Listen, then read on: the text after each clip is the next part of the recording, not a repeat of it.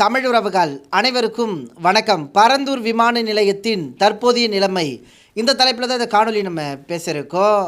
அதாவதுங்க, பரந்தூரில் விமான நிலையத்தை அமைத்தாக வேண்டும் என்ற அடிப்படையில் ஆட்சியாளர்கள் கடுமையான திட்டங்களை தீட்டி வேலை செய்து வருகிறார்கள். தொடர்ந்து பரந்தூரில் விமான நிலையம் வேண்டாம் எனவும் விவசாய நிலங்களை அழித்து விடாதீர்கள் எனவும் மக்கள் போராடி வருகிறார்கள். தற்போது சமூக வலைதளத்தில் ஒரு காணொலி வைரலாக பரவிட்டு இருக்குங்க. அந்த காணொலி நான் இணைச்சி வர்றேன், நீங்களே பாருங்கள். பகுதி விளைநில பிரிவுக்கு தான் பரந்தூர் புதிய விமான நிலையம் அமைக்கிறதுக்கு ஓடு பாதை இருக்கிறது அமைக்கப்பட்டாங்க. பாருங்க, இந்த விவசாய நிலத்தை பாருங்க.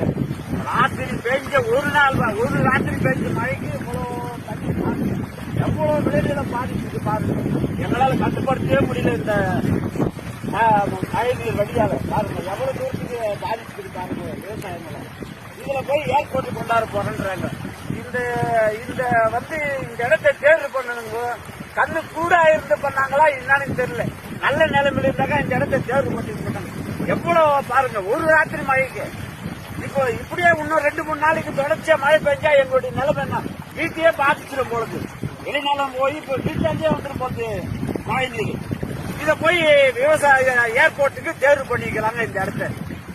இது எந்த விதத்துல நியாயம்னே தெரியல. இது என்ன பண்ணுவாங்கன்னே தெரியல. முக்கியமாக இந்த காணொலியில் விமான நிலையம் அமைக்க உள்ள இடம் வெள்ளக்காடாக காட்சியளிக்கிறது. விவசாய நிலத்தை பாதுகாத்து மக்களின் வாழ்வாதாரத்தையும் வாழ்க்கையும் உயர்த்தாமல் விமான நிலையத்தில் மட்டும்தான் வளர்ச்சி உள்ளது என்ற அடிப்படையில் ஆட்சியாளர்கள் செயல்படுவதை நீங்கள் எப்படி பார்க்குறீங்கன்றதை உங்களுடைய கருத்துக்களை தெரியப்படுத்துங்க.